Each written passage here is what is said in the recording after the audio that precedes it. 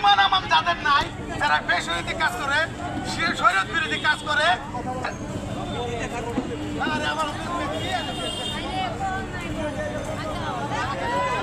বেশরীতি কাজ কারবার করে, তাদেরকে আপনারা, তারা ভালো মানুষ না, তারা ইসলামের নাম দিয়া জঙ্গিবাদী কাজ করে।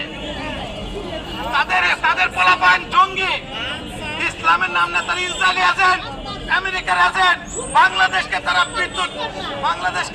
আমেরিকার রাজত্ব করতে চায়, বাংলাদেশকে তারা আমেরিকার রাজ্য বানাতে চায়, সেন্ট মার্টিন দিতে চায়, করিডোর দিতে চায়। এই জাহেলাতি আওয়ামী লীগের বিরুদ্ধে আপনারা 12 তারিখ সকাল সকাল ধানের শীষে ভোট দিবেন, দিবেন না? হাত উড়ান, কে কে ভোট দিবেন? আচ্ছা হাত উড়ান। ভাই আমরা হাত উড়ান না কে? ইনশাল্লাহ সবাই ধানের শীষে ভোট দিবেন। আর আপনাদের যদি কোনো কিছু চাওয়া পাওয়া থাকে আপনারা এখান থেকে বলতে পারবেন, নেতা আসবে, তার কাছে আপনারা বলবেন আপনাদের কি লাগে, কি সমস্যা।